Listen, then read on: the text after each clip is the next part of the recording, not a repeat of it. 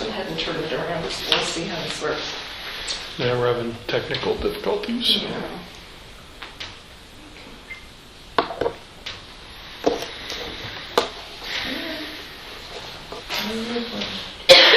Yes, okay.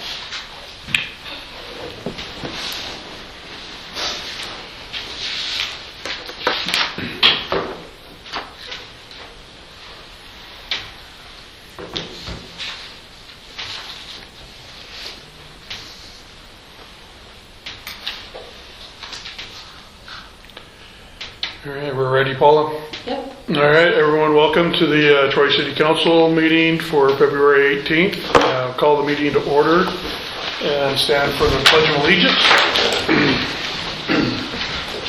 I pledge allegiance to the flag of the United States of America and to the republic for which it stands, one nation, under God, indivisible, with liberty and justice for all.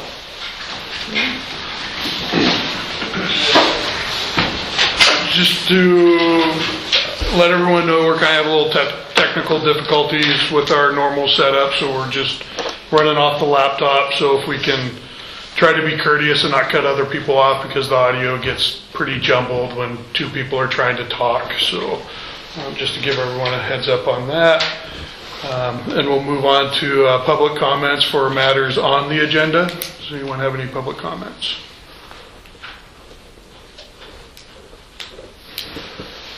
All right, moving right along to new business. We'll go through the consent agenda, which is going to be the claims, minutes for February 16th and February 30th. December 16th. Oh, sorry. That's all right. December. And I just wanted to point out that for the claims, Cheryl pointed out, looking at the invoice for Montana Sky, that it was billing us for 2 fax machines, which we don't have any fax machines. Oh, okay. So we checked in on those. I had already processed the claim. I had checked in with them on it. One of them is for the police department, so we left that one. Okay. And had them note that that's what it's for. Okay. The other one, we don't know where it was, so I asked them. It might have been. We don't know. That's what I... Yeah, so there hasn't been any activity on it, so they, because they looked it up and they had no activity on it. So they deleted it, but I figured they were deleting it next month. Well, they didn't. The money they took out of the account was $9.95 less. So really, the total of the claims is, and I wrote it on the, in here, is $164,608.06. Okay.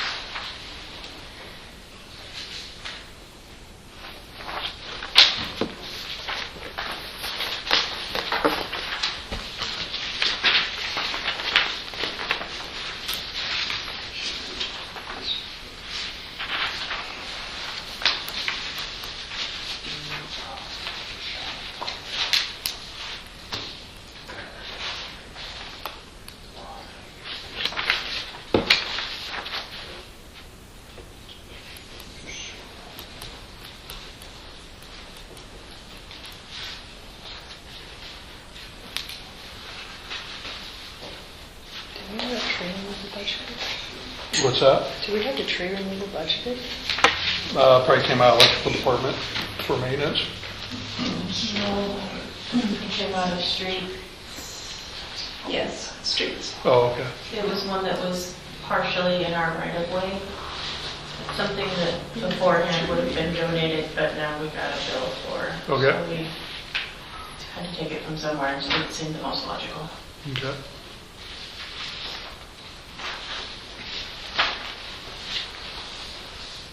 Hey Ward, did we ever get the sign repaired that was hit? Yes, just back up. Awesome.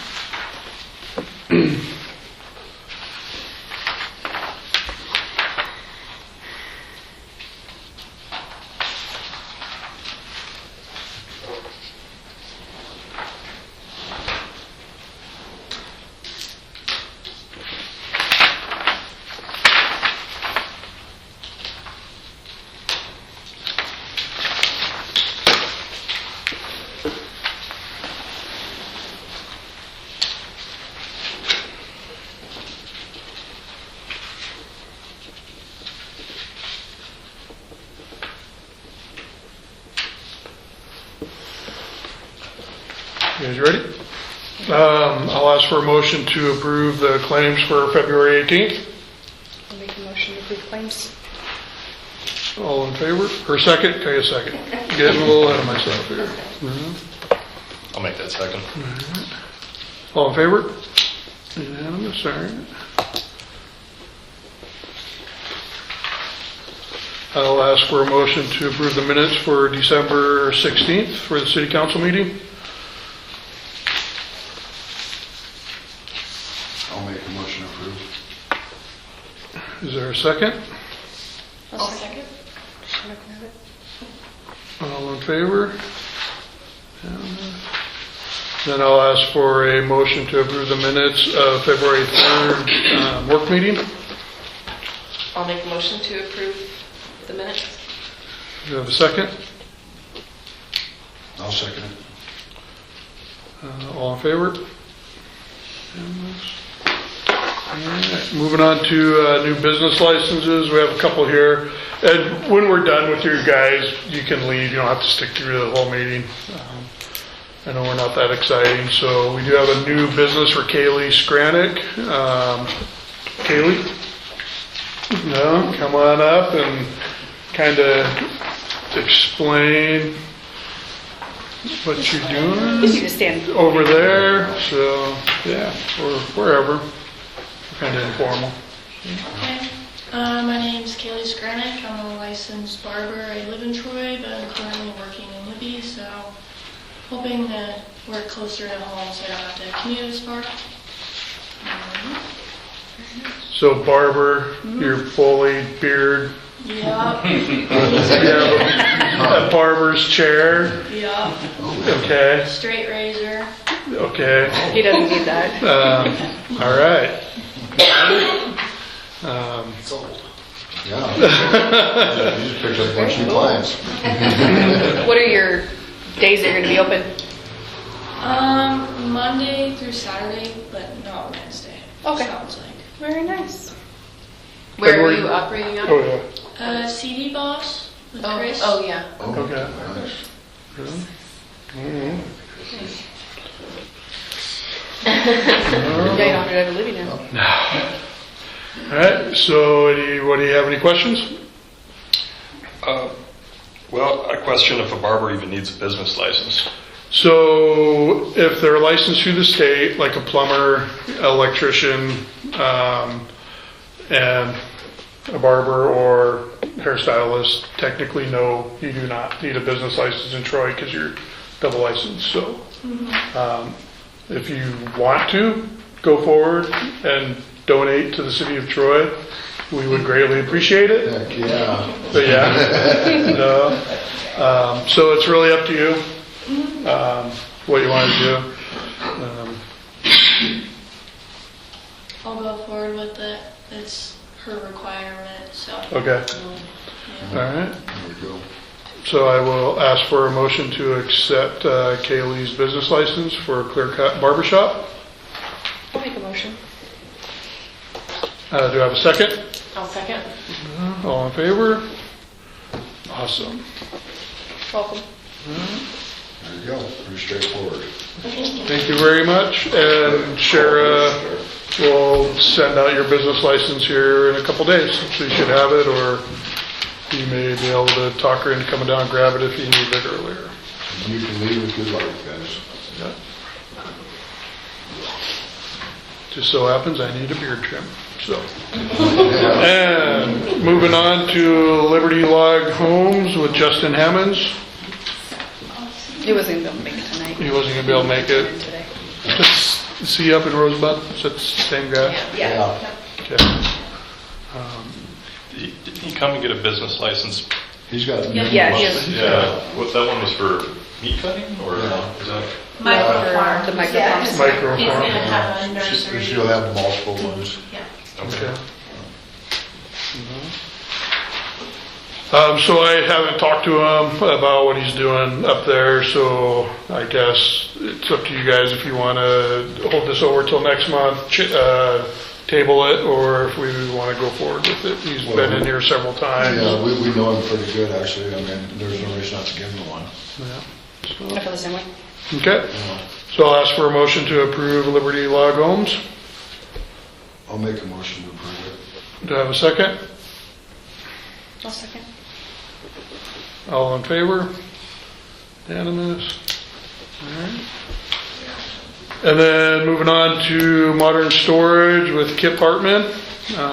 Kip, Yeah, you're up.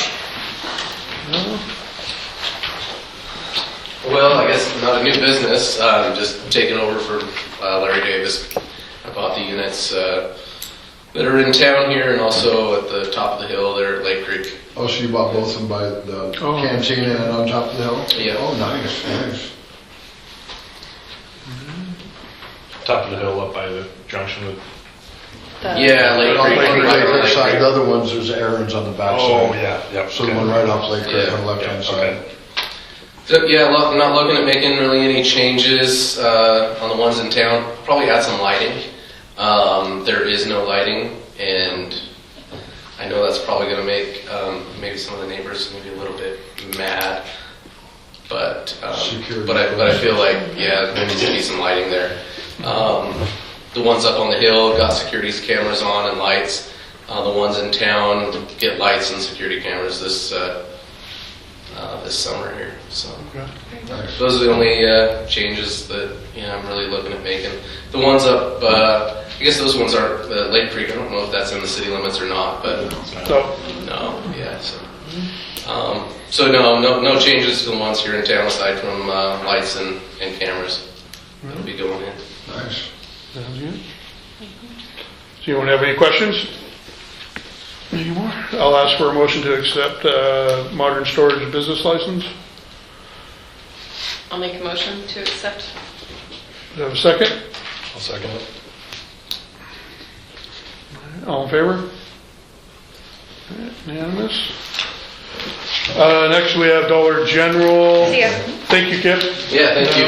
Next we have Dollar General. I have not talked to these guys. There's no telephone. I talked to them by email. She was going to see if the district manager could be here, but apparently they couldn't get him here. They're looking to open around March 9th if everything goes as scheduled, and to hire approximately 10 people. Okay. No. But they have no representative here. No. Okay. I do know that the new manager is working, covering the Bonners Ferry, the 3 Mile store right now, and because their other manager stepped out, so it just happened to be in there last week. So I chatted with her a little bit, and she actually lives here in Troy. She said she lives up by the shooting range, so. Okay. But I know, like you said, they probably just weren't able to have somebody here tonight. She's probably closing the Bonners store or something. Okay. Does anyone have any comments or concerns? Yeah, so one concern that I've had is just the traffic increase there and on Sunrise Road. Just wondering about, the width of that road. Of course, it's limited by those curbs there. And I touched base with DJ, and he shares the same concerns, that it's just not particularly wide. I went out there, and I think he mentioned they were like 20 foot. I went out there and measured, and it seems, it was a little hard to measure by myself and in the snow, but it was a little bit under 24 foot. The road itself seems a little bit more narrow, and that was hard to gauge because there's, kind of a lake on half of it right now, and then, and the asphalt just kind of, there's not much shoulder. Yeah. So it definitely seems a little tight. Like if you're going eastbound on Highway 2 and there's somebody sitting on Sunrise trying to get out to pull off on a Highway 2, and I'm going to make that right turn onto Sunrise, it seems a little tight. And if if I'm there with my plow truck, my blade's 9'6", I don't know if I make that radius without having to wait for that other rig to pull out. So I don't know, out of comparison, I went and measured just on 4th Street here this evening, curb to curb, it's almost 40 feet. So it's a pretty substantial difference. So I guess, in terms of public safety, I'm really curious what the increase to traffic's going to be. I imagine they probably have some sort of number of, customers that they did their market research, right? They're not moving here blindly. And I guess I'd love to know what that traffic increase looks like, and if there's any, if we have concerns with the first responders, emergency services, if we have to look at, do we need more information? Do we need to look at any possible mitigation for potential impacts to public safety? So I guess that's my main concern.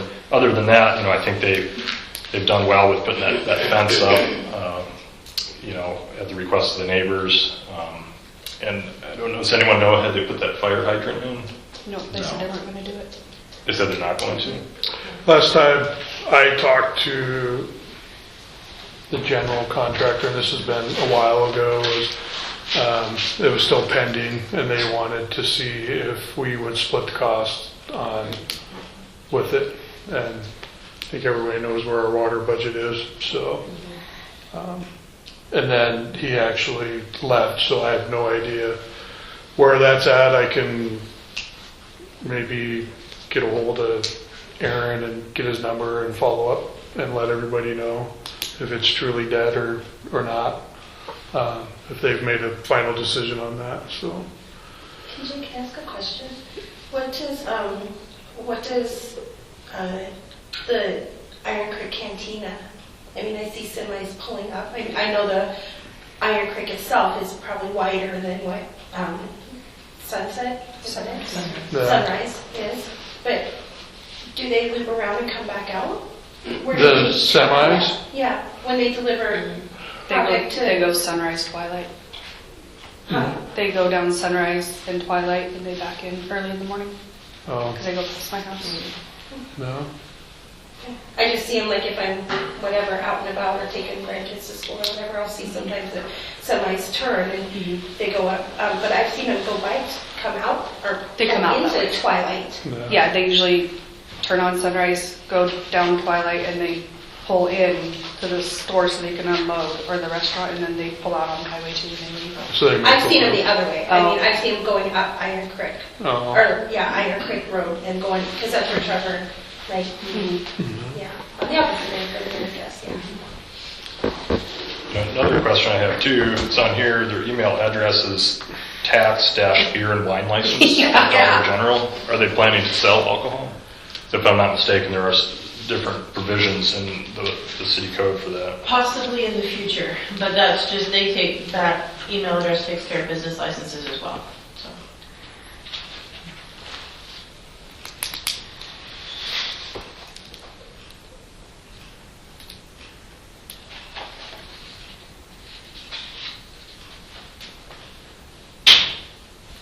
So what do you guys want to do? I think, certainly it's good to provide jobs and I don't want to get in the way of more jobs sooner in Troy. But I also think these guys have had ample time to come here and, get their business license. They know they've been planning to do this for some time. But I feel a little uncomfortable, moving forward with something when, emergency services would certainly like to get some more information, if not, look at some provisions for mitigating that approach. Now, whether that's some provision, conditional provision on the license itself, or something that, maybe the city and them have to look at, maybe doing some improvements there. Certainly the road's not in good shape. I think we can all agree on that. Like I said, half of it's a lake right now on the county shop side. Which that will be addressed in the spring. County's going to put a dry well in there to capture that water because it is pooling and going across onto Dollar General's property. I don't know if we can necessarily hold it up because there's no, and Ward, I think you've done more research on this than any of us. We have no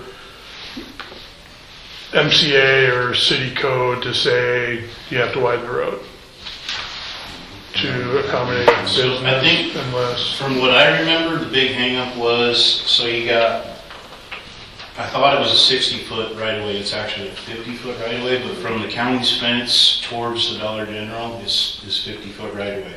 There's more than enough room to widen it from the highway to their entrance, but the hangup is the state does not. the state owns that. The state does not want to move their sidewalk. Yeah. And that was. They're the ones that said this isn't going to get moved. Yeah. Who did they say that State. to? That was just what trickled down to me, was the state was unwilling to. That curve would be state, Yeah. and all it needs, Like just 10 feet. If we could just cut it off 10 feet and move the curb back a little Yeah, bit. solve the problem. right. It kind of sounded like they didn't want to hear it. CBD. The state didn't because want there's a guy wire coming down that pole Yeah. behind that curve, put up a CTB. And, that's something you'd pass to the state, see if they'll go for it. Yeah, I certainly think that's a worthwhile, discussion. Certainly, Because eventually, that big trucks cutting the corner, even the fire truck, if somebody's sitting there. We take that corner every day with the bus 2 times. Yeah, but Seen many a logging truck roll all the way up to the top of nobody's that. coming the other way. So, Yeah. loaded and unloaded, so. It's not ideal. It's not. And I think we can all agree that it's not ideal. It's not the widest intersection. It's, it'd be good to know how much traffic. I think, of course, we know it's going to generate, when I drive by the store in Libby, there's, half dozen or more cars there usually, but It's not To sit there going all- to generate that much more traffic. to sit there all day and count them, I imagine. There's a lot of traffic, because a lot of people come down Iron Creek and come around to that intersection instead of stopping at the bottom of the hill. It's just, that end of town, you're either ramping up, getting ready to, hit 60, or you were hitting 60 and you're braking a little bit slower than you should. So again, I just, being cautious of public safety, I just worried somebody, can't quite make that corner, other ass ends sticking out. Well, we just had the same scenario with the cantina. well, they're getting ready. No, it speeds right We down. had the same scenario with the cantina down there, the same problem with the visual and everything, and we ran through. You really can't stop them from doing, in a perfect world, we'd love to have the road widened, Yeah. for sure, for all of us, but I don't see that. Just hanging a yellow caution flashing light. That's the highway. Well, that's another state thing. We can't just hang something across the road without their permission. You hang the banners for the holidays across the road. That's on our utility. Yeah. We could look at doing a highway study once Once it's there's open, traffic. yeah. Like once there is that increase in traffic, for the state to do a highway study. Yeah, you'd have to submit a request Justify for that. them, yes. But doing it beforehand wouldn't give us much. No. But we're not going to do it by March. Nothing's You going don't to No. Nothing. We're not going to. That ain't realistic. Yeah, we're not going to get the curb widened anytime in the near future. Yeah. And if they're going to want to start in March 6th, you said? March 9th. 9th, yeah. Ideally, I think, we just continue to monitor it. I mean, we can what if it to death. I know we had a problem with the cantina, just new business and everything, and we had a lot of traffic issues down there. But they also park along the highway because of limited parking. But the good thing, I guess, about Dollar General is they have their own parking lot to be able to handle that. So it's entering and exit off that highway.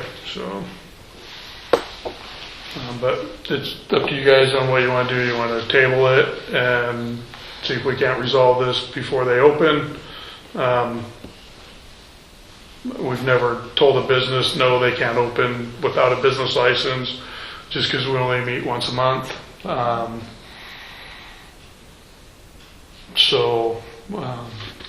Well, we've talked about this before and that we can't force them to do it. We can't. No. I mean, I wish we could. I say we just give them But- the license, and then we're gonna have to move forward with this. And this would have stopped a while ago. It's already, the wheels are in motion here.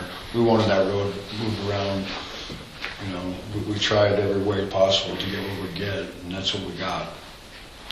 This is, a shortcoming in our ordinances and everything of not having, but then again, we have some pretty unique circumstances with Town Pump moving in and doing their construction and Dollar General coming in and they moved a lot quicker and everything. So it's something that I think we as a city needs to address as in, when we have new businesses coming in, that we have provisions in place that if it's a traffic or any road improvements are on the contractor and developer, not, we can't go after the fact and do it. At the same time, I think it's, it would have been a show of good faith for them to have representation here. I think I have more questions than answers. And if the council proceeds with a vote, I'd probably be inclined to abstain due to lack of sufficient information. Given proximity, I And understand. according to MCA, the council may refuse to issue licenses when it may deem it best for the public interests. And given the concerns from fire chief, that's my stance.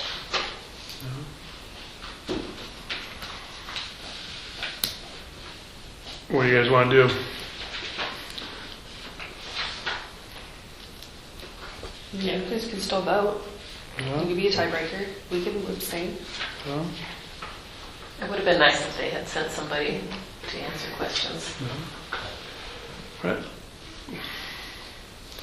So I guess just going forward, if somebody doesn't show up, are we going to say no to everyone not showing up? Like we just approved somebody that didn't show up? Yeah, but none of us had any I questions on that. want to just set the precedence. So going forward, Well, we have that if done they that. don't have representation here, we're not going to approve it, and they need to know that beforehand. No? If we have questions that need to be answered, I think that's fair to let any business owner know. Straight across the border or not. And it does That present we a may, good, we may not approve it. I mean, there's some that, like, if we all know them and we all know what they're doing, and we don't have questions. But we often don't approve them if they're not here. I mean, it does happen quite a bit where it's just tabled. If they're not here, nobody knows them. but certainly could, bring up, like you mentioned, a good discussion on amending the process. Perhaps getting, comment from, if it's a restaurant, well, maybe, okay, on the form, okay, if you're a food service, do you have, have you talked to the county and gotten your proper permitting from, Right. health department? Or in this case, or maybe having, fire department kind of, at least comment, do you have any concerns, yes or no? Something like that, or at least get some signatures, from, maybe Public Works or what have you. I mean, it's just a thought. That would be something we would need to add into an ordinance to be able to follow that process or make a policy on that. We can't hold a business to a policy or a procedure that we don't have in place. Yep. So,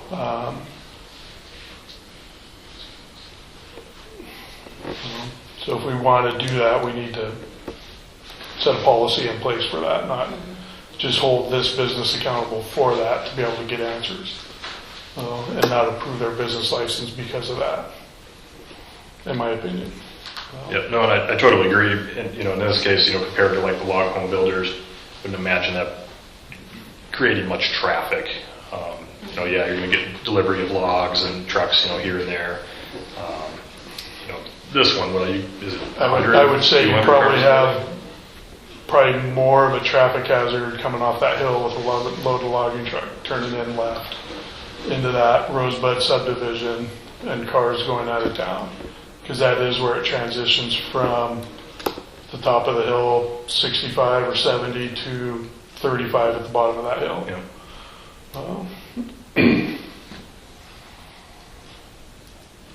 But Chapel's there, they haven't. They do. They have that issue too. So Chapels even has a little shorter. And as far as I know, we haven't had a significant car accident out there. So.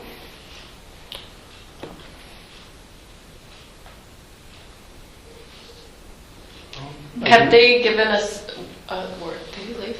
No, phone call. Do you know if they've given us any indication? Because I know we've talked with them about this issue. Did they indicate whether they would want to widen or help us pay for that, or pay for that themselves to widen that in the future when it is an option? I did not have a direct conversation with the gentleman that was in here. Oh, Sheriff. So if we're dealing with two separate entities here, Oh, yeah. the Dollar General, who's going to operate the store, is a whole different company than the folks who bought the land and Right. built the building. Yeah. So we haven't even spoken with the actual Dollar General people yet. This business license is our first. Right, so that is a good clarification. Oh, This yeah. is the business That's a license big for the difference, yeah. store, For the store. not for the property. Right. Not for the land developer. Right, You know. yeah. So That this is is just for the business difference. itself, to run the business and sell the merchandise. Correct. Yes, so this is DG Retail LLC. I believe that building's Troy DG LLC. Yeah, it's a different Yeah, one. Yeah. yeah. But, certainly there's no phone number on this. They have not filled out their two business or personal references. That's true. If you can't even, have some sort of face or contact with council, how are they going to be with, the people of Troy? I don't know. Again, just more questions than answers. So I guess I will ask for a motion to table this for an incomplete business license application. That's probably the most prudent thing to do. Yeah. And I think that's, next time they come back, we're approving the business, not the land developers. Yeah. So, Yeah. So you just want me to have them redo the business license application? yeah, And fill it out all Complete it. the way. complete it, I guess, yeah. So, if they can do that, and then give me a phone number. Well, Oh, yeah, TBD. to be determined. Yeah. Well, I wonder if it's probably a This store. was at the store. Store number. Right, yeah. So, Right, which we also need, but maybe not yet. So that's a motion table, Dollar General's business license. I'd make that motion. You have a second? I'll second. All in favor?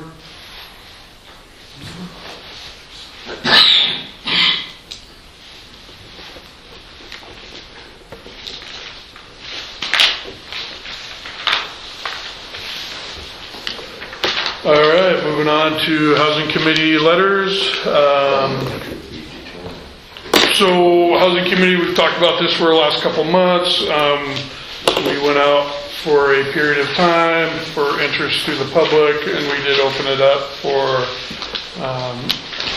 residents outside the city limits, because it is just basically information and gathering. The ultimate decision lays with the council on anything that we do decide, or what information is provided to for the housing. Jesse has graciously volunteered to head that up as our city council member for the committee. So I guess a couple things that we need to talk about is we've set how many members we have, and we did talk about, we had 4 letters of interest. And then with Jesse, we would have 5 members altogether. Does anyone have any objection to that number? That's a good number. No? Okay. And then we have 4 letters of interest. I think everybody kind of knows everybody. We got Jason Williams. I know he's very excited about it. As soon as it came out, he gave me a call and talked about it. And I think with his experience with business and everything, he would be a great asset. So does anyone have any questions for Jason? I think he'd be a great I do value too. to this He's community. wonderful. No? I'll ask for a motion to accept Jason onto the committee. I'll make a motion. No? Have a second? Second it. All in favor? All right. Jason, do you have anything? No. It's too late, you're on. Yeah, welcome. It goes quick, buddy. Take backs. Yeah. So, we did have a last minute Jim Seifert that came in after our deadline. I talked with Jesse about that, and I talked to Shara. I think it was Shara.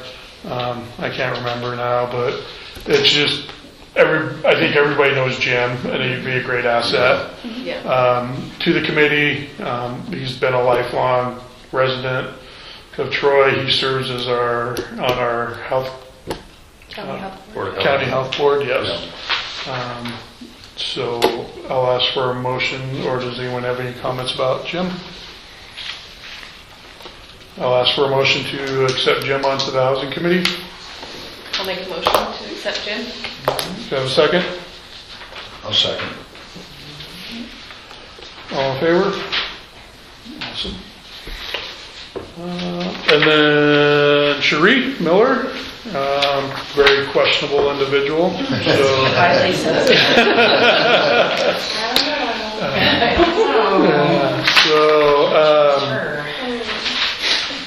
I think we all know Cherie from the Troy Library and her time there. Did some work with the chamber and Montana State workforce consultant. So And grant writing. grant writing. That's a plus. Yeah. Once you volunteer, you're in. It's like the mob family. You're gonna get roped into other stuff. You should have left grant writing off. So,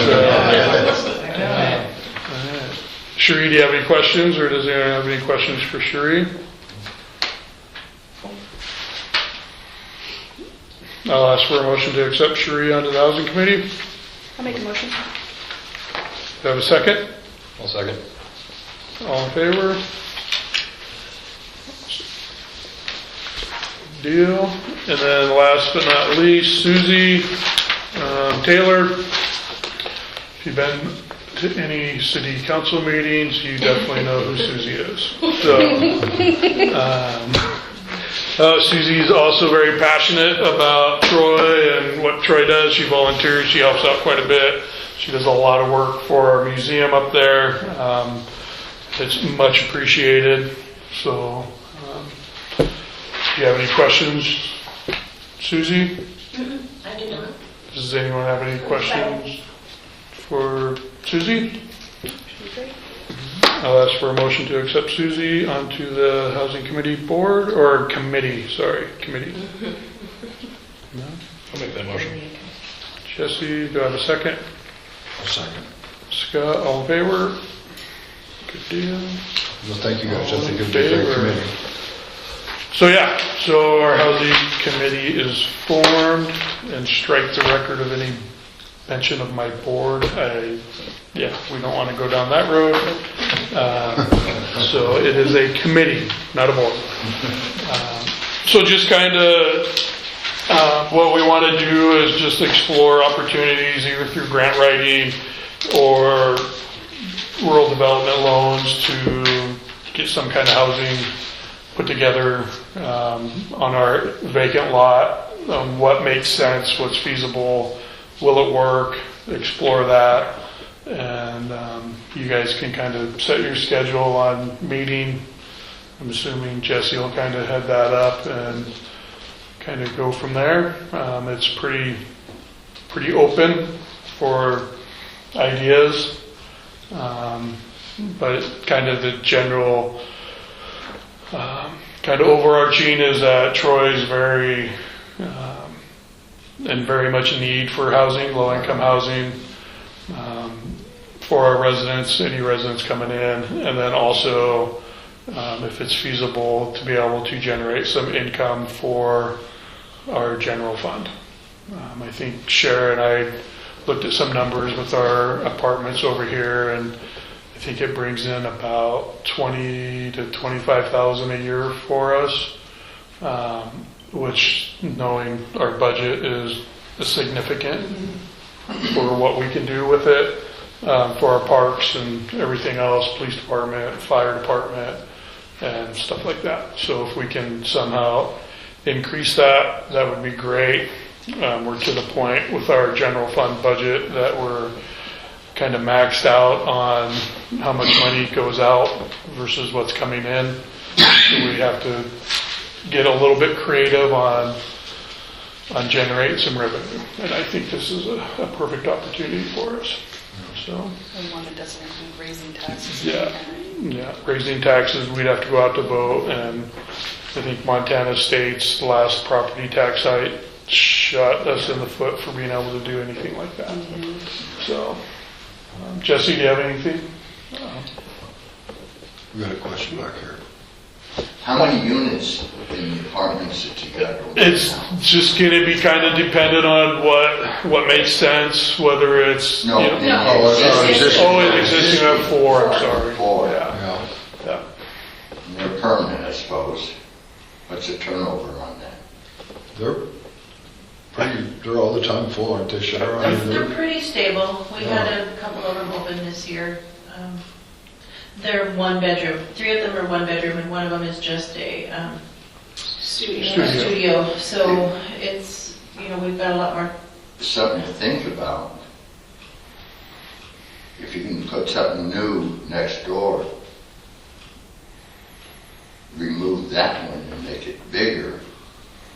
Yeah, It's an you idea. never know. One thing at a time we need to add before we take away, though. It's, Well, and Yeah. it's options that we can all look at on that property. I'm not you have more room to work with. I'm not sure the overall condition or how old that building is and whether that makes sense. Older than I am. What was that originally? Brothel. It's seen some things then. Which also made money, but not in a legal way. Yeah. Probably make more money, let's be honest. Little before some state ordinances came in, local, yeah, so.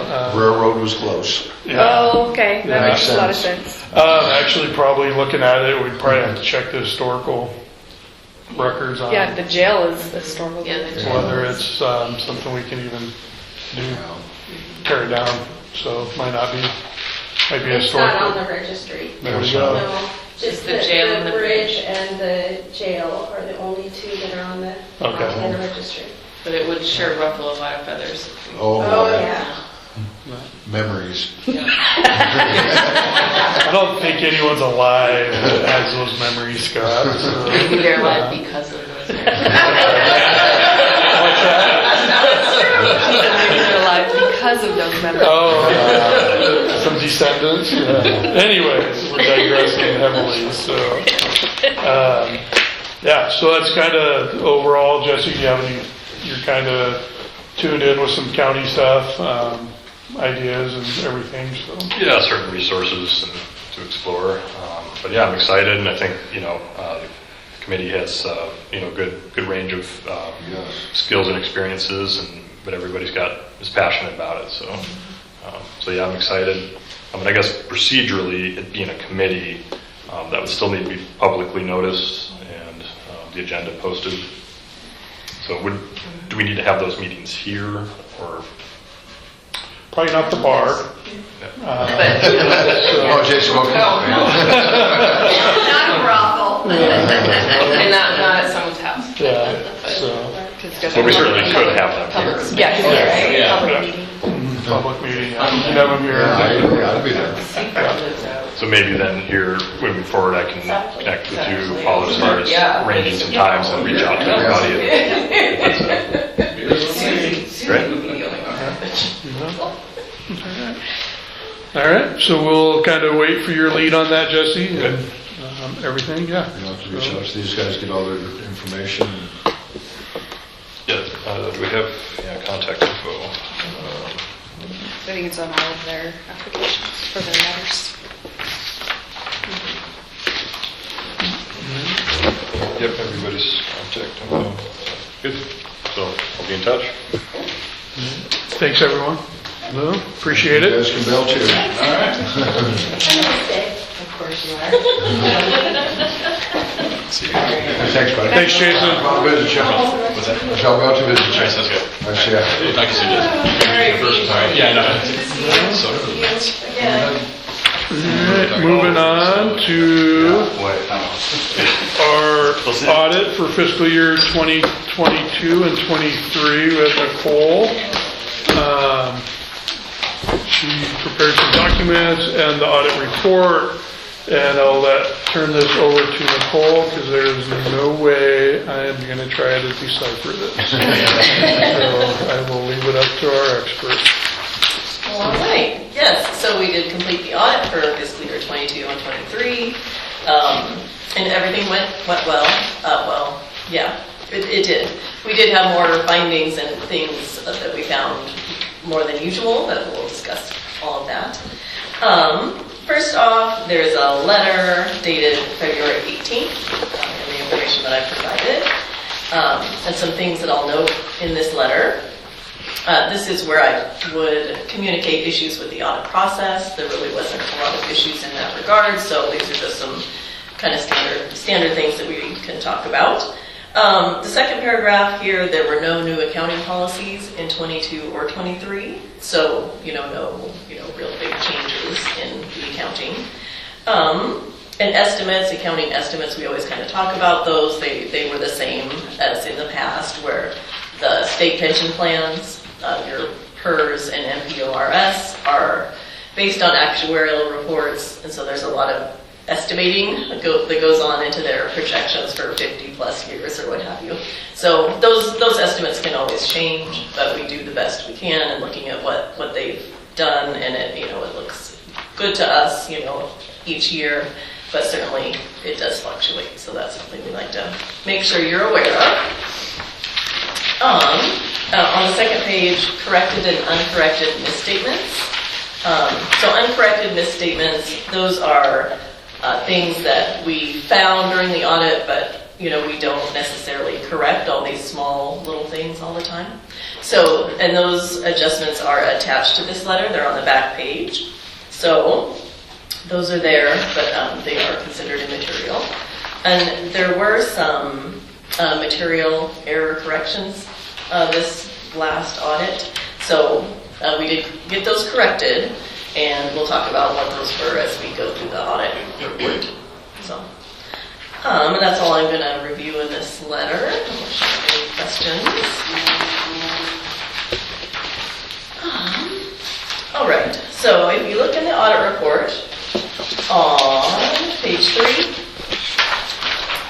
this is the independent auditor's report. So this is like the culmination, of the audit. The purpose of it is for me to provide an opinion on your financial statements. And so if you're looking at this compared to the prior years, they did reorganize it for whatever reason. So the opinions are first now, so we'll talk about that. The opinions that I'm providing are unmodified, so that means that there's no material misstatements in your financials, because of course whatever we did find we corrected so that things are fairly stated. And that's of course the highest level of assurance that I can provide to you that the financials are in good order or what have you. So that's good. And then there's a section on the basis for the opinions, and that's where I provide an opinion based on the audit that I do that is in accordance with governmental auditing standards. So that's communicating that. responsibilities of management for the financial statement. Although the financial statements are adjusted and in this report, management is still responsible for that information. They look at my adjustments, say, okay, yes, that's correct, and we go through all that. So they are responsible. On page 4, there's the auditor's responsibilities. For the audit, there's a lot of things that I do to provide the opinion. So of course I exercise professional judgment. There's all these bullet points. I identify and assess the risk of material misstatement. I look at those risks. I look at your internal controls, how you do things, where there might be, issues and what I need to look at. I also evaluate your accounting policies, take a look at, how you're doing things, making sure that's okay. And then, and so in terms of that, we look at all these things, we plan the audit, and, I do this as required. There's always the risk that there is a material misstatement that I haven't found. And these paragraphs here note that for fraud, everyone thinks, oh, well, you're the auditor, you find fraud, you do that. But it is stating that because the risk of fraud has an element of, someone's trying to hide it, it is more difficult to find. So that's just, communicating to you that there is always that risk. That's kind of common practice here. So, and I haven't found any of that. I'm not focusing on that for any particular reason, but that is some new information that they put into this auditor's report recently. And then on page 5, we have required supplementary information. So this is information that's included in the report, but I don't actually audit it. So that is, there's management's discussion and analysis, there's some budgetary comparison information, and then there's also some pension schedules that we are required to include, but I don't actually have an opinion on those. And then lastly, on the report, there is one other report later in this document where we have a report on internal controls and compliance, and we'll go over that, as we get there in just a couple minutes. So first off, starting on page 7, there's the management's discussion and analysis, and this is one of those things that I don't actually have an opinion on. It's prepared by management, so Tracy prepared these. There's one for 22 and for 23. And these were what was in the AFR, when those were prepared. And I have made the audit adjustments that I had in the numbers and then revised those as necessary. So, and they're always, a good overview of the year-to-year information and why things changed and, what was happening in the city. So I always do recommend, taking a look at these and kind of refresh what was going on in these years. I'll skip ahead to the basic financial statements, starting on page 19. So on pages, and if you have any questions as we go along, please just let me know, or I'll just keep on talking. We're pretty good at interrupting if we need to. Oh, good deal. Good deal. I will stop it, You're good. So on pages 19 to 22, these are what are called the government-wide financial statements. And it's not really how you're, usually look at your financial information, because it's really for the government as a whole. And for the governmental funds, there's capital assets included and long-term debt, where you normally don't see that, in the general fund or any of those funds. So that's what that governmental activities column is. And then your utilities are in the business type activities column. So I don't spend a lot of time on these financials because they are so aggregated. The more detailed information is a little more useful, I would say. But for 22, In the governmental activities, there's quite a bit of cash there. And a lot of that is due to the COVID funding, because you had that funds that were just sent to you in advance of, spending them. And so those were used in 23. There was some used in 22, but there's still some about 160,000 was sitting there waiting for the projects to go in 23. Overall, if you take out the effects of COVID, your financials have been pretty stable. So it's, nothing, nothing problematic or of concern, I would say, for the Catastrophic. Yes, exactly. For our budget. Yes. And on pages 21 and 22, this is the activities for the governmental, as a whole. You have expenses on the left, you have program revenues, which are specific to expenditure functions. Going over to the right, and then at the bottom you have your general revenues, which are your taxes, like your HB 124, those funds are shown down below. And there is this one line here in 22, transfers in and out, kind of towards the bottom. It's only $5,000, but I was talking with Paula about this today, earlier, and it's related to a backhoe that you purchased. And when you purchased it, it was allocated in a certain way to all the different funds. And then when it was used, it was like, oh, that's not really how we're using this backhoe. So we reallocated that in 22. And so I did, in part to Paula that it's really important to look at how an asset is going to be used when you purchase it so that you get it allocated properly. Because, it's not about which fund has some cash or, that sort of thing. It's about how it's going to be used. So. Okay, wink, wink. Just so you know, I don't get that. Paula, just remember that, okay? Wink, wink, okay. How we allocate it towards the account that has cash. There's those loans, that's okay, but yeah. On page 23, this is where we get back to kind of how you normally look at things with your general funds split out for the governmental funds. And then all your other funds are shown in an other governmental funds column. So you have your ARPA money in there, as well as your gas tax and all that good stuff. There's good reserves, certainly in the general fund. That's looking good. Yeah, there's nothing of concern that I have on these financials. If you go on to page 25, this is the activity for those 2 years for those funds. Let's see.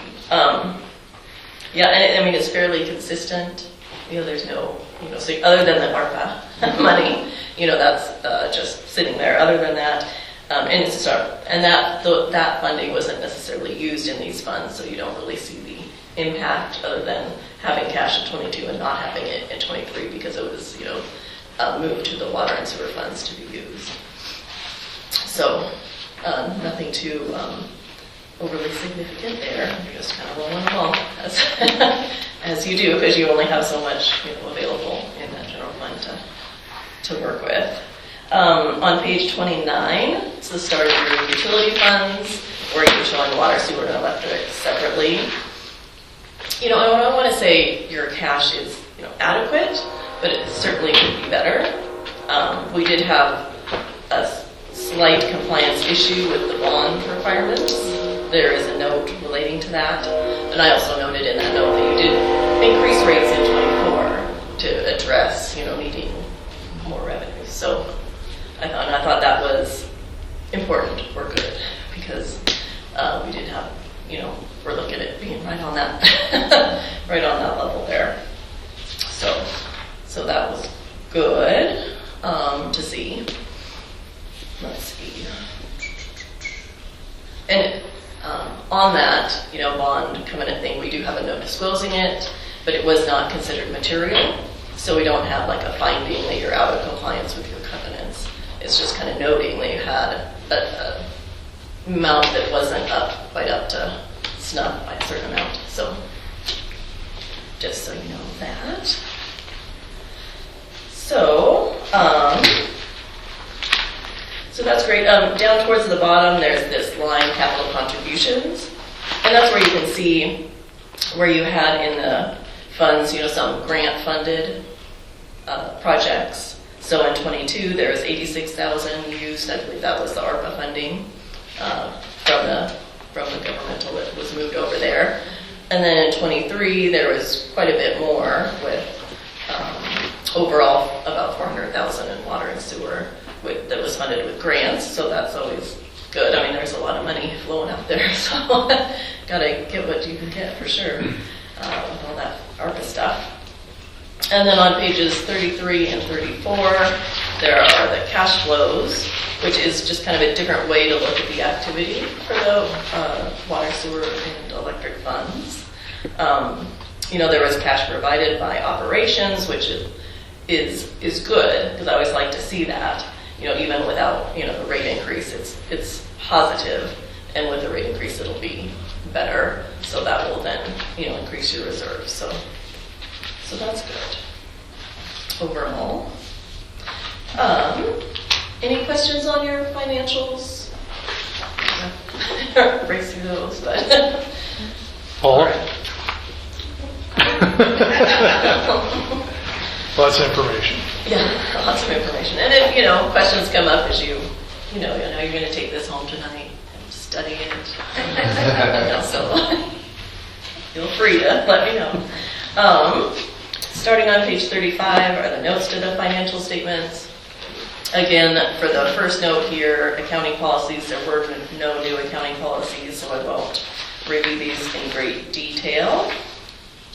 If you go on to page 43, there's your cash and investments. Kind of shows, where your cash and investments are, how much you have in CDs. Mostly you have demand deposits, although that is like a money market type of fund. And then you have some STIP. So that's always good to see where you're at with those things. On pages 44 and 45, you have your capital assets and the detail of additions. Some smaller items in 22, you have the Peddler's Park and some equipment and things purchased. In 23, there was the skate park, so that was a larger addition. And then some of the water and sewer grant-funded projects.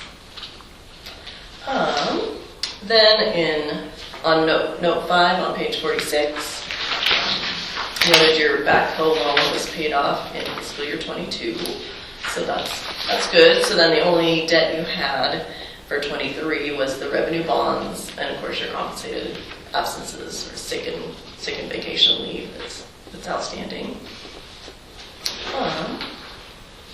And then on page 48, we have the bond agreement note 6. And that's where it shows where you were a little out of compliance with your net revenues with where you needed a rate increase. So, and it was put in here also that you did address that with the rate increase.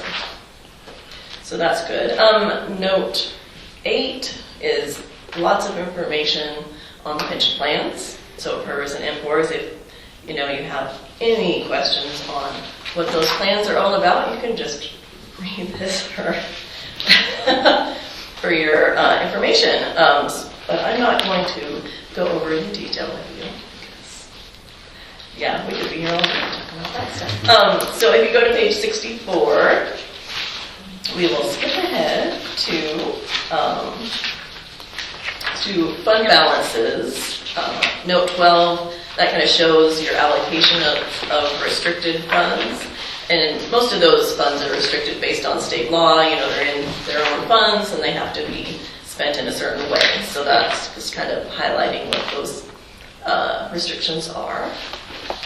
And then note 13 on the top of page 65, interfund transfers. You're moving funds for the permissive medical levy into the health fund, because the health fund is where those funds, are used. So there's just some transfers within your funds for that purpose. So nothing of concern. They're all allowable, and that's all good. And then on the last note, note 16 on page 66 is your subsequent events. So it shows, some of the equipment that has been purchased in fiscal year 24 and 25, and then also, some of the grants that you've been awarded that are upcoming. So that's some information there. And then next we have required supplementary information, which is information, of course, that I don't have an opinion on, but I do take a look at. So on pages 67 and 68, there's budgetary schedules for the general fund. And I just like to note that there's no compliance issues on this. That you didn't have any overspending of your budgets or anything like that. So that's always a positive. On pages 70 and 71, there are some kind of trend tables for the PRS plan and the MFORS. And it shows your liability, on the second line from the top. And it fluctuates quite a bit, depending on how the plan is doing. And because there's that line in the middle that shows a percentage, and that's the percentage of the pension plan that is at the state level that has been funded with investments. So when the plan is funded at 79.91%, you have less liability, and when the investments go down or what have you, and it's only 73%, well then your liability goes up because you get the trickle-down effect of how the plan is doing. So that's kind of the trends, and I like to point out that it really just is something you cannot control what liabilities come down onto your financial statement. So there is that, and there's some information following that about changes. That's it for the required supplementary information. So if you go to page 75, this is the report on internal controls and compliance. And so there were no compliance issues, no compliance findings. There were 4 internal control findings because we did have some material adjustments that we had to do. So we can talk about those starting on page 77. So the first one here, this is the only one we've had in the past, which was advances payable, because the ARPA funds came in ahead of expenditures. Usually your grants are reimbursement, but the ARPA money, they were shoving it out. And so when you get funds like that, they need to be shown as a liability, because if you don't spend it in a certain way, you're going to have to pay it back. And so instead of showing it as revenue, like you normally, I got this money, it's revenue, it needed to be coded as a liability. Yeah. And so that adjustment didn't get done at year end. So I remember going through that with the LWCF grant too. So we didn't catch that until, I remember going through that exactly. Yeah. Mm-hmm. Yeah. So that is just classification issue, so not something that's systemic. I mean, the money's recorded, all that good stuff.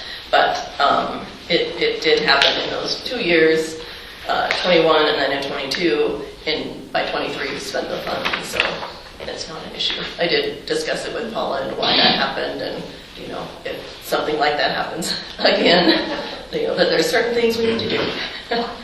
And then the second one here, due from other governments, this is that timing issue where there were some grant expenditures in 22 where, 22 and 23, this happened in both years, where there were some grant expenditures, but the money didn't get requested until the next year, and that money should have been coded to match, revenues and expenses in the year that the expenditures happened. I kind of saying that very well, but so really just a timing issue where you needed to record an amount due for the grant that didn't happen at the end of the years. So just kind of one of those accrual things that got missed. I mean, there was a lot of grant money coming in, so So, it's kind of, it happens. It has been happening, more than just you guys. Yeah. And then the third finding here is ending balances. So there was a couple of entries in the closing in fiscal year 23 that were booked backwards. So there was an accounts payable, the right amount was accumulated. Oh, we need to book this accounts payable, show this expenditure in 23. But when it was put into the program, it was, debits and credits were switched. So, so it popped up to me pretty easily, because if you look at the ending balance of that accounts payable, it's negative, like you have a negative accounts payable on your financial statements, and that just, or what have you.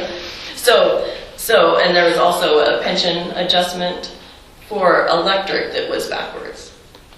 Debits and credits just put in backwards. The rest of the entries were in there fine. So, I don't know, just a lapse of, what was happening. So this is really to say, when you do these adjustments, you have to look at the ending balance. What did you want your balance to be, and did it work out?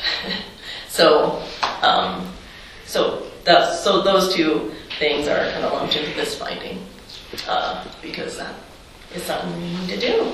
And Paul and I looked at the trial balance and where that showed up, where it was easy to kind of spot. So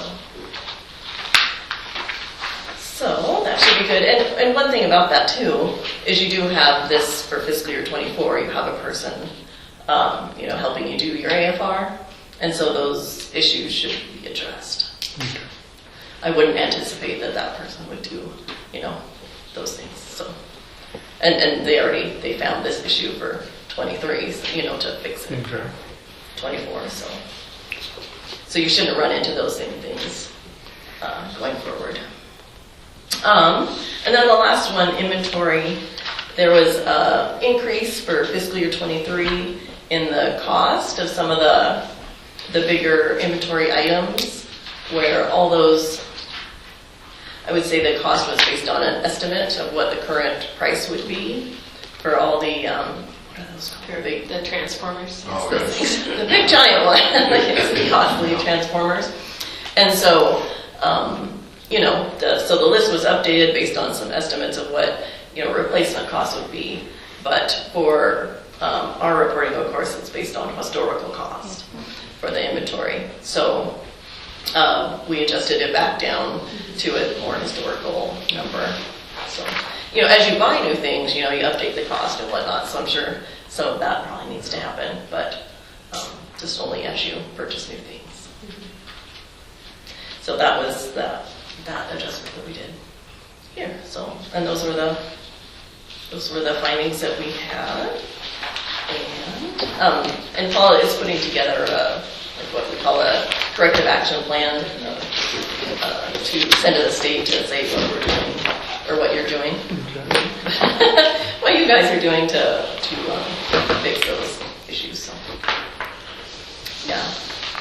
And so that's it for this audit.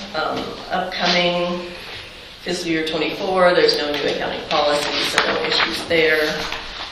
Fiscal year 25, there is some potential changes to compensated absences, where just depending on if someone is holding it versus using it, there may be just a different liability calculated. So a little tweak on that. So that's this one. There we go. Anyone have any questions? On that? Clear as mud? Good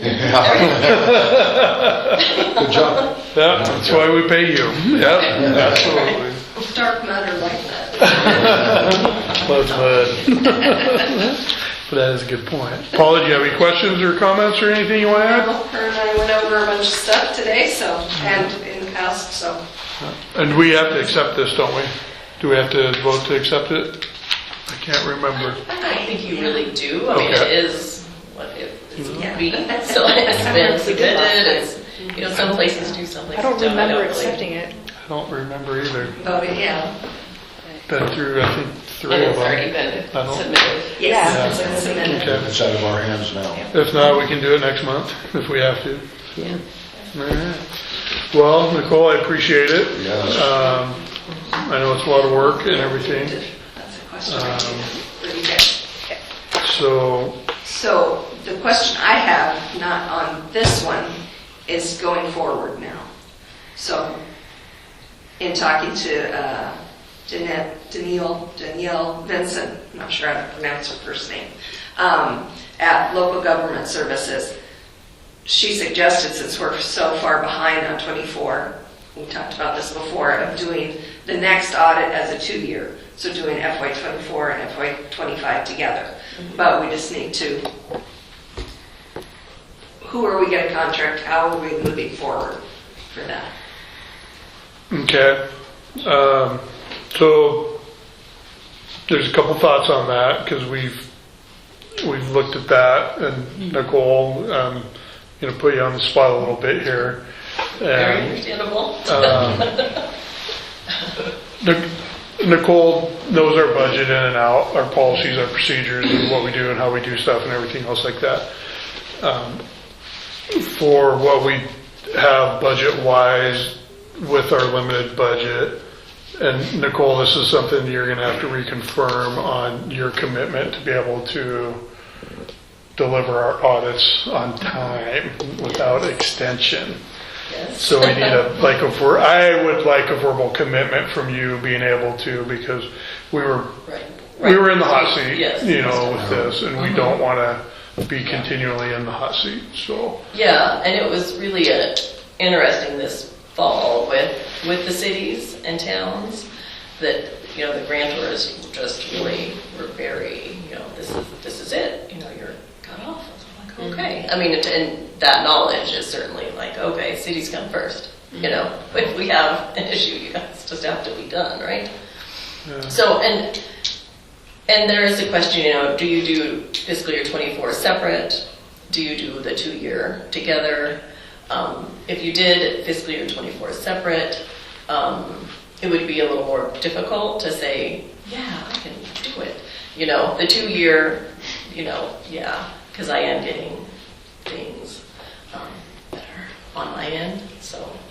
Is it like for do 2 years, is it more, I guess, cost effective for your time versus just doing the 1 year? It is. You kind of get a break for it, really, in your, the cost of the audit for a 2-year. The only caveat or thing to consider is the federal component. I don't know that you'll have a federal audit in 24. Paula and I were talking about that, and we're going to have to look at, where that is at. If you spent $750,000 in federal funds in fiscal year 24, and I don't know if you did or not. So, and if you're going to have one in 25 anyways, it is okay to combine, do the 2-year, it's a combined federal audit. You're going to have a federal audit anyways, you might as well. The only reason potentially not to do them together is if you're not going to have one in 24 and you wouldn't have one in 25. But if you put them together, then you have to have a federal audit. Then it's not as cost effective. That's the only caveat. If your projects are going to get going, and for sure you have one in 25 coming up, I don't know how much you've spent this year in those federal funds, what have you, all the ARPA stuff. So if we combine 24, 25, do we just notify the state that that's what we're doing? When you do a contract, you do a biennial audit, it's called. It's just part of the contract that we would do. It's just a 2-year. It's what we did this time. Yeah, okay. So that they see with the contract what the period is. So your magic 8 ball says everything will go well in the future for us, right?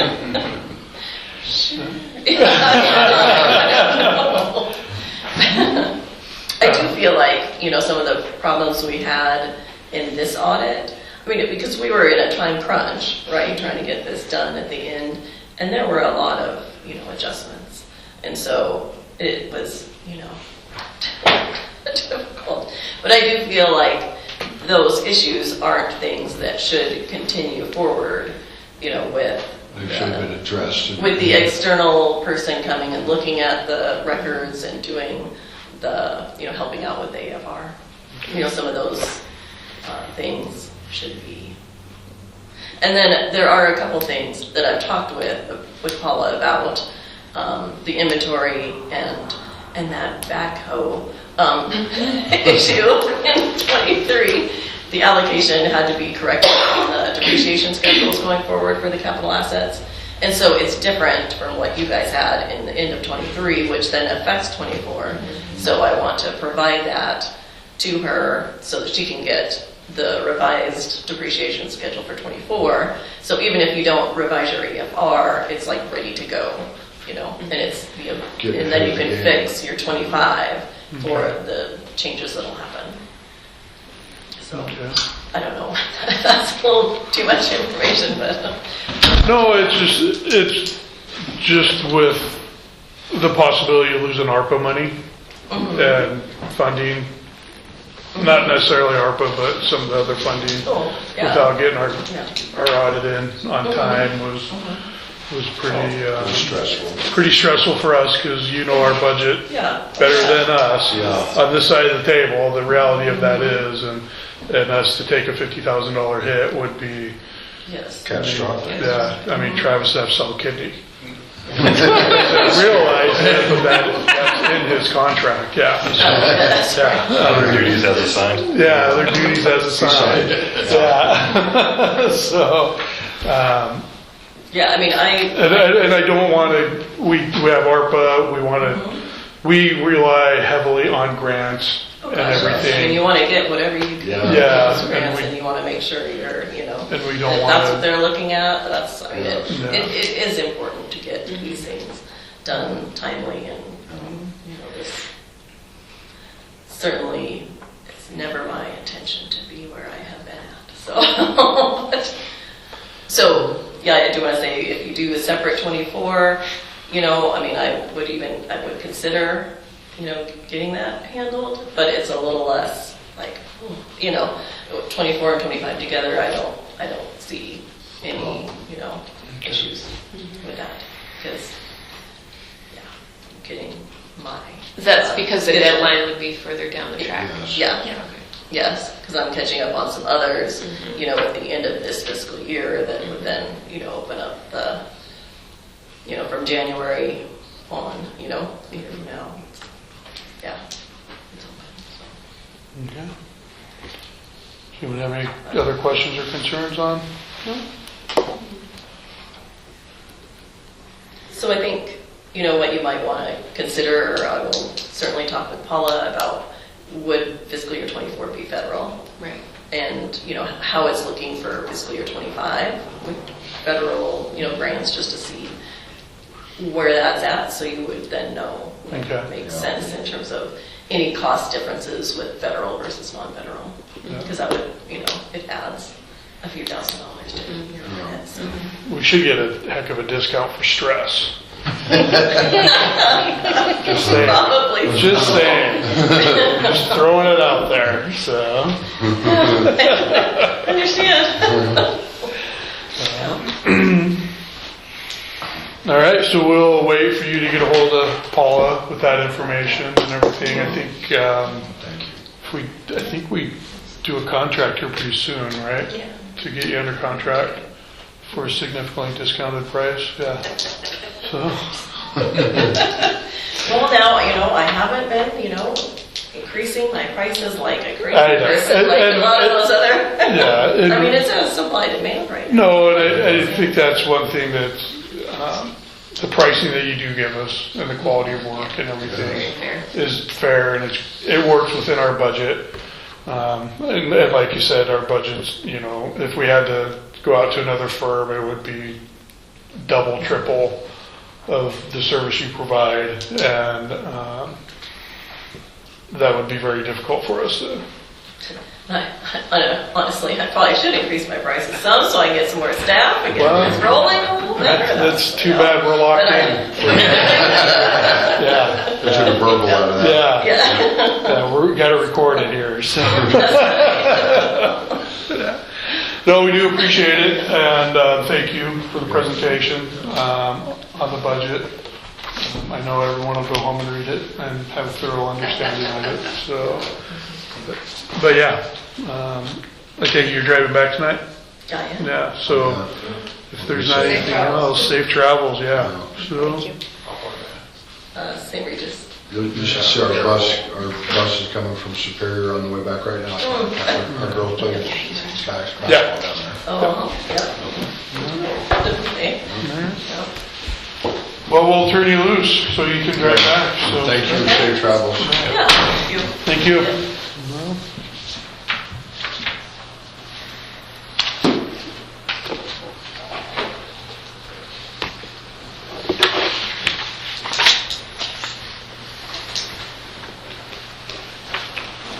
Give me a moment here. 8:25.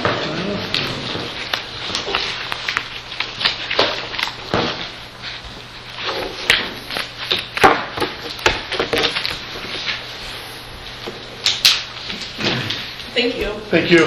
Thanks. Safe travels.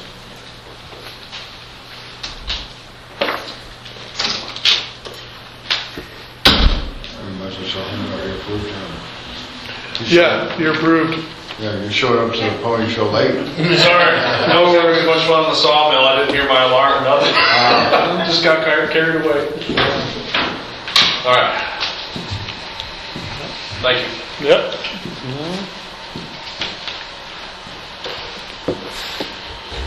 All right, moving on to old business, wastewater project. I have a couple updates for that. Due to our contractor lowest bid coming in higher than what we have for ARPA funding, we're able to submit an application to the Montana Revolving Fund program to be able to offset those costs for our upcoming sewer project. But with that, we had to meet a different criteria for, construction, Davis-Bacon wages versus state wages, or that might be vice versa. American Steel versus Buy American, and a couple other things. So RPA did go out and ask the contractor to adjust his quote for that, and there was a $80,586 increase for that, for those costs. So that's going to raise the overall cost of our project up some, which is going to be a little bit of an issue, but we've all kind of talked about this. I do have some rough numbers put together for potential rate increases. This is numbers that were based off of the original quote that the contractor provided to us, so they're not exactly correct, but we kind of have two different options. We have a 20-year loan, a 30-year loan option for the revolving fund, and both of them have the potential to have a 49% loan forgiveness, and right now that's looking at about $550,000. So we're looking at about a $1.1 million loan to compensate for the lack of ARPA funding and the cost of the contract. If we did a 30-year loan, that kind of leads us into having some short-lived assets, which basically means some equipment's going to wear out before the loan is over, so they want us to put some money away for that. And if there's no loan forgiveness, and I'm reading this correctly, we would go from our current sewer rate of $42.82 up to $53.50, and that's on the low end because the $80,000 is not figured into that. if the loan forgiveness is in there for the 30-year, it would go from 4282 to 4905, approximately. So that's not a hard number because of that. If we do the 20-year loan, it is a little bit better for us. With no loan forgiveness, it'd go from 42, we'd have to raise rates to 54.96. And then if we did get the loan forgiveness, we would go to $42.82 up to $48.92. So kind of breaking it down with the loan forgiveness, 49%, which Chris Hayes has talked to the state about that, and he does have the money, and it looks like we're a perfect candidate for the loan forgiveness. So we would get half of that, probably $1.1 million forgiven, which would be $542,000. So probably the best option would be the 20-year rate increase. But one thing that this does not account into is this is just a bare minimum rate increase and does not add anything to our reserves. And our reserves are what is lacking. I think we're around 60,000 in reserves for our sewer. Our sewer has been problematic for several years. It just, I think, came out of being in trouble a couple years ago. So what we need to do, I think, is you guys, as the council, see what I did there, need to decide on our rate increase, what we need to do, and what we got to do to put money away for our reserve. Is that just the sewer side, or would that be a rate increase for sewer and water? This would just be for sewer. Yeah, because they're two different enterprise funds. I just didn't know if it was water in, water out. So No, okay. no, we don't. No, we don't do water in, water out. Like traditionally, your larger municipalities. So we have 550 services. Okay. So that's kind of why we have to break it up as in two different departments, two different enterprise departments. So I guess we can start. Chris is going to get an updated loan numbers for us, so we actually know what that minimum rate increase will be depending on which avenue we go with that. They were working on that today. I was hoping to get it, but I did not. So this sheet's off. It's low because the $80,000 price increase from the contractor is not factored into that. He has submitted an application on our behalf to be reviewed by the state, and it's just the application that's submitted today to see what those stipulations are with the loan to ensure that we do have qualify for 49% and everything. So we would know that at a time. Yes, yeah. So they'll review and they'll make the determination, and everything indicates that we will get the loan forgiveness portion of it, 49%, and then we can plan according to that, and then make a decision on whether we're just going to do a bare minimum increase, or ask for, or raise it another $1 to $2 so we can start putting money away into a reserve, which I would strongly recommend we do. Because we're to the point to where our sewer system is 20 plus years old.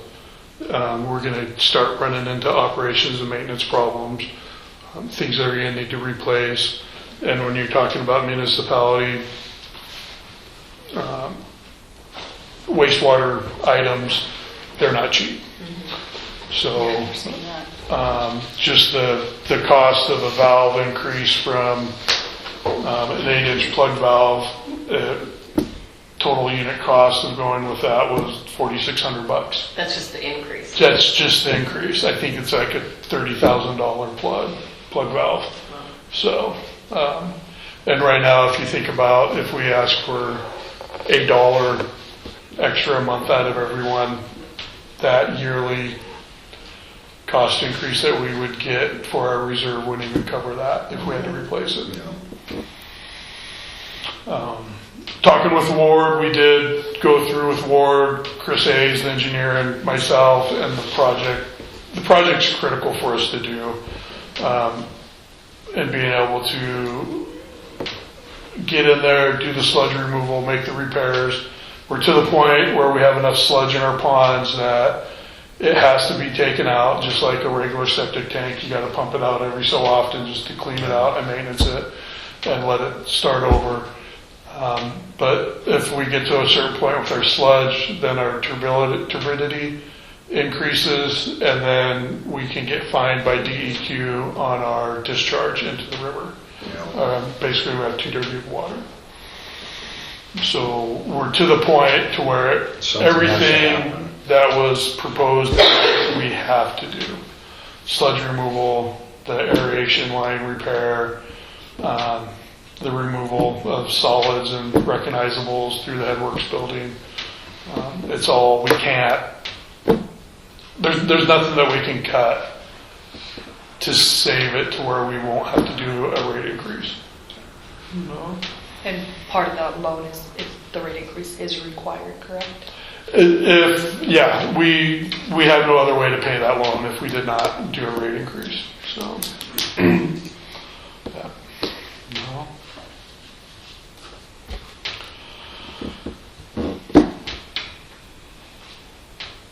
Is what it is. That's what we have to do. Even without considering the age of the system and maintenance, even Nicole said that our water and sewer funds could be better. Right. Yes. Oh, yeah.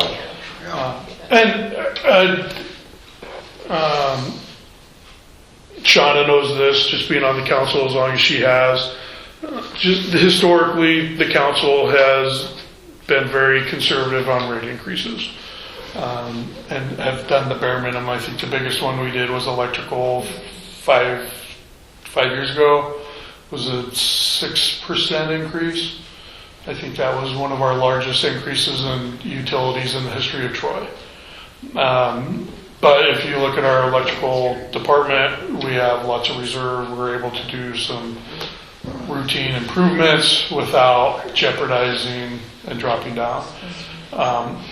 One thing that we do need to make sure we constantly keep in the back of our minds as a council is that we have to keep minimum reserves, because the sewer and water are state regulated with the funds that we receive to put them in, and that we have to keep minimum balances. And if we don't, the state will come in and take over the running of the system and the rates.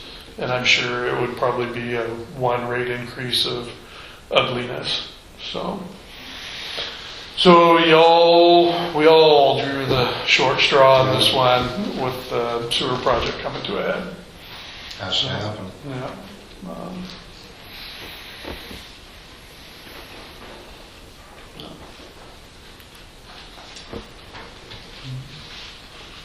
Does anyone have any questions on that? So we'll have more information, and as I get it, I will keep everybody informed on that. Moving on to local government review. Yes. So we had our second meeting, and we're still working on the bylaws. Ben Kibbe is going to get that completed. We did have some questions because part of it is we have to submit a budget to council to be approved, and we don't have numbers for budget. What was taxed and what is there, we need to know so that we can budget for training and stuff, because the budget being submitted is part of the local government review, so we need numbers. And then part of it is reviewing the previous charter, and Alona had some concerns with some outdated terms that were on the charter that aren't aligning with like what current charter states, as far as like even how many council members there are. It's really outdated, so she was going to look into changing that, but she wanted me to let you guys know. And then the meeting agendas have not been being posted on this Facebook page or anything. They've been provided via email but not been posted. Like, we posted them ourselves, but they haven't been being posted on the city's Facebook page or anything so that the public is made aware, other than just being posted in paper. I've only got one. They're supposed to be posted Yeah. because it's part of the local government review, which is public information, so it's supposed to be posted either in the newspaper or on social media. We only received the one for your first meeting. Yeah, that's She the only called one me I- last week and asked if I would post it, and she Uh-huh. emailed it to me, and I said absolutely, and I never got it. Okay. So, Yeah. Yeah, because I emailed the first one to you, Yeah, and you emailed then the Lorna first one, said that's she the emailed the only- second one, yeah. but. That's We the didn't know only you had a one second received. meeting. Yeah. Okay, I'll just have her email to me and I'll forward them on so that you guys Okay. make sure you get them from now on. But yeah, that was the thing, just making sure that those are posted. And then we're going to, at our meeting next week, put together the questions for like a public survey that has to be posted out there. So that'll be the next project going forward, is putting together a survey for the community and then figuring out how we're going to move the survey through the area, not knowing what we have for budget, if it's something we can print and provide, or if it's something we can do like a Google document and share digitally. So if I can get a budget, what we've got for, because our next meeting is the 27th, next Thursday. Okay. That's it for me. We have had good luck with responses when it's just online. That's what I said. I said, I think if we were to just do it online, even if we put like a little QR code on a flyer, put that up, most Yeah. people have cell phones with a camera and we can do it that way. I said, I am not really thrilled with doing it in paper and expecting people to mail it back. I think it's going to cost more to mail out the surveys than what we're actually going to even receive. I don't think people are going to take the time to do it.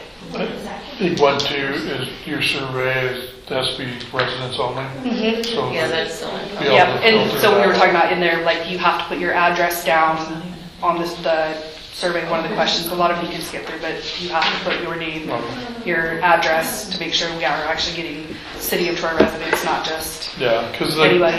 yeah, the couple we done, it was everybody. Yeah. So, which is great, but yeah. for Yeah, this, but we not got- really applicable when we're trying to figure out like actual, what the thoughts are for the community. Yeah. But the meeting that we're gonna have for the following will be a public meeting, just kind of an informational one, because I don't think majority of people really understood what the point of the local government Yeah. is.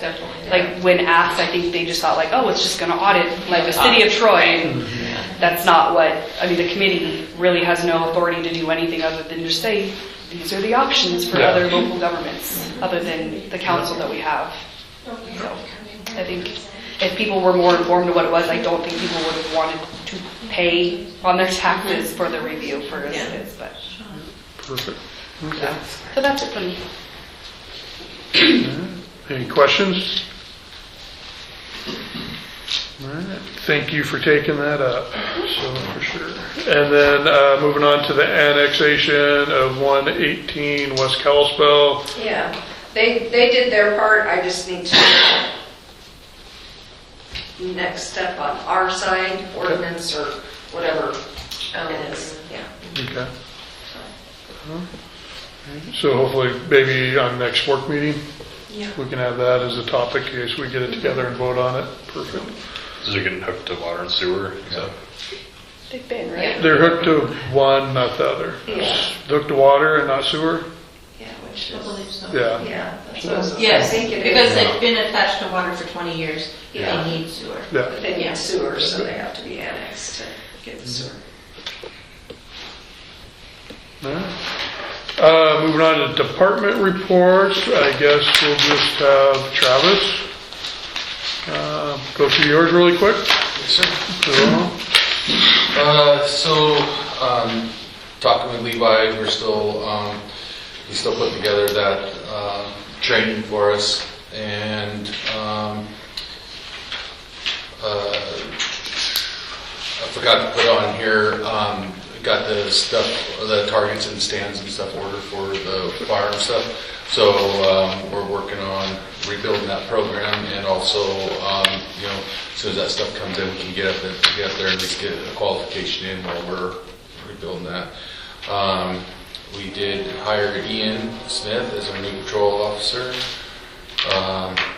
Vehicles are in good working order right now.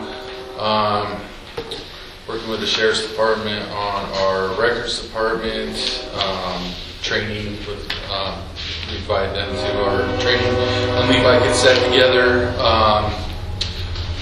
we're working with the records department over there on getting this straightened out with our IVRs because Michael's leaving.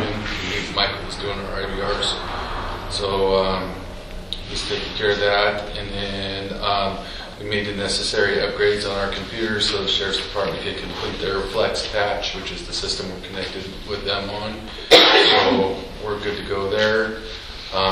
Grants, I'm working on the STEP grant right now.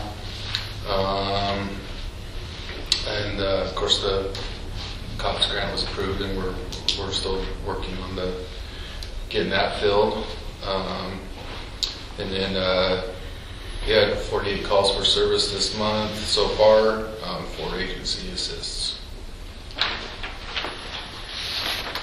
One thing, if you could get with Paula, I know you need a couple monitors. These guys are working off the old little square ones. So I think you need 3. Yeah. 3 at least, so. I've got one that I'll donate. It's like this big. Okay. We upgraded ours. I donated one, so. I was so we had all the hand-me-downs, and I was so used to hand-me-downs that I was just working on that forever. And someone looked at us, that's really your screen? And I was like, yeah, why not? And then TJ gave me one. I was like, oh, a whole new world. This is so different. Yeah. So if you could check your budget, I'm sure we probably have room left over because we've been pretty conservative with what we've been doing, and then. Maybe Shara can help you get one ordered, get 2 ordered or something. So, yeah, perfect. And then Michael Miller's last day will be the 25th of March. And Michael's been with us 4 years? 4 years as a patrol officer, and I think altogether 8.5 between reserving and dispatch and patrol officer. Perfect. All that. And he's going to be the local highway patrolman. So, Nice. so he will stay in the area. Is he taking Ford? Is Ford retiring? Ford's retiring in November, and then and Michael got the Libby position, so which is nice because I was talking to one of the guys from MHP, and they're like, yeah, he can come over here and back you guys up on calls and everything. So, and Michael said I know how much it's needed over here, so we said I'll come over and patrol. Heck yeah. Awesome. Congratulations. Yeah, he's pretty excited about it. Oh, yeah, as you should be. Power report. Can I ask a question? I just want to verify. So March 3rd is when Ian is starting, is that correct? Yeah. Okay, and March 25th is when Michael's. so we'll have an overlap for a little bit. Okay. Yeah, and I'm going to have, so I'll be working with Ian for a couple weeks there. I'm going to have him then go with Michael for a week, because he'll be taking over Michael's shift. Okay. And so. Because I think we need to get his oath done and filed. Okay. So we'll need to get that done so that he can Okay. Proceed. do, yeah. All right. Have we started interviewing for the 4th yet? Have we got any applications from our One, one? we received one. I really think it's a wage issue. When I look at wages of police officers, we are we're in the bottom 10% in the state of Montana. Yeah, and it used to be not such a big deal when Shore was a cheaper place to live, but it is no longer. So, I mean, if you can go to McDonald's and work there for as much as we're paying our officers, that's an issue. We did have that kid from Boston. He took a job at the state prison because he needed to get something, and he just contacted us last week and said, I'm realizing I do not want to be in corrections, since he's done that for back in Boston, I guess, for a much bigger prison. And that's mainly his background. However, he does have law enforcement background as well. He's not post-certified, but he does have the background. And so he contacted us and said, I'm still interested in that position. Do I need to reapply? And I said, well, you still got your stuff on file here. And he said, okay, I'm still very interested. Well, you find out when it'd be a good interview time, and then we'll get our panel back together and get them interviewed. Like, let's try to do it this week or next week. And then what my plan is, we had some good guys. They look like they'd be good guys that just didn't have experience, and we want to bring them, anybody who wants to anyways, on board as reserves and start training those guys up. Okay. Yeah. Do you want to have any questions on power report? I don't think we got Ward's report. Yeah, Ward wasn't able to get what I was done with because of any issues that have been going on with water at the NAPS. Yeah, I think there's been several frozen Yeah. situations. That was probably the biggest one. Yeah, you've been busy over there. Yeah. So, and he was hoping to be here tonight, but he is taking care of the kids, and the kids are sick. So he came in for a little bit, but then he got a phone call then. Boy, don't I understand that now. Welcome to parenthood, my friend. Just a couple things I made notes of why Nicole was going through is I think sometime in the next month or two, MMIA is going to send out our insurance review. Yes. Okay. We already. Oh, we did it? Yeah. Well, we haven't done it. But Okay. Yeah. I'm trying to remember her name, and I can't think of it at the moment. I'm There is an drawing a email. blank. Yeah, there is an too. email for that it's time to start working on that. Okay, so we just need to make sure that, like, our skate park, Peddler's Park is included on that. Yeah, the property. Yeah, any kind of property that we acquire There's or done. Pollution liability annual report, an email came for that, and then the property renewal review, yes. Yeah, perfect. All right.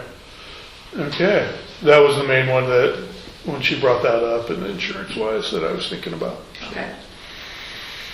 All right, does anyone have anything else on public matters for matters not on the agenda? Right in front of you, TJ. Yes, sir.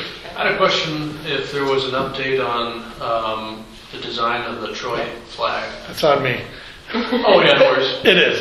I have not, I was traveling all last week, and I did not get a chance to bring that up. I talked to Ms. Sherrill about that, and they would love to do that. Okay, there's our update, perfect. Yeah. So is this with the school? Correct. How's that working?